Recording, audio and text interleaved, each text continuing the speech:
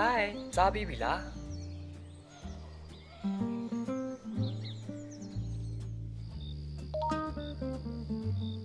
မောင်အတွက်ရေးပါဆုံးလူပါမောင်တို့အနာဂတ်အတွက်တူစူးစမ်းကြမယ်နော်ကဲဒီတစ်ခါမင်းသားလေးကနိုင်ငံခြားကဆို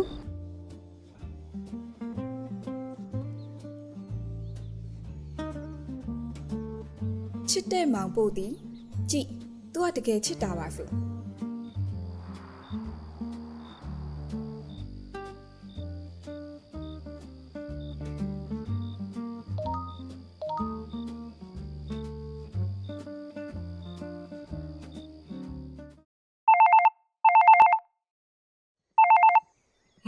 မောင်ဒုက္ခရောက်နေပြီ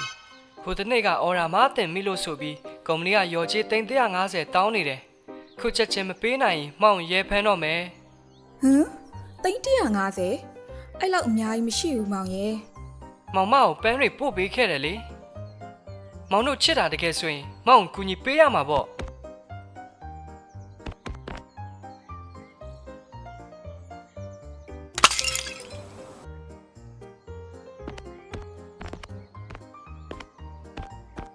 ဟေးမနစ်မျက်နှာလည်းမကောင်းပါလားဦးတကြီးဖဲပါမောင်ဒုက္ခရောက်နေလို့ပတ်စံလွှဲရမယ်ဟေးအပြိုကြီးကဘယ်တော့မှရေးစားရတာလဲ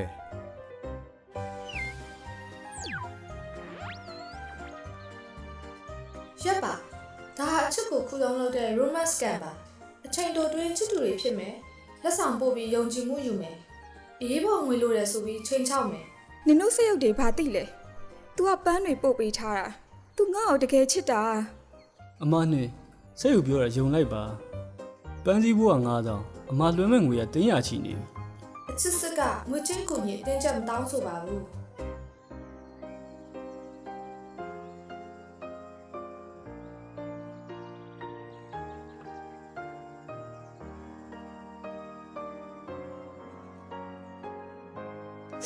အေးလေတကယ်ချစ်ငါ့ကိုဒီလောက်အချက်ကင်မမလားကျေးဇူးပါပဲဟာငါပတ်စံနေပါသွားတော့မလို့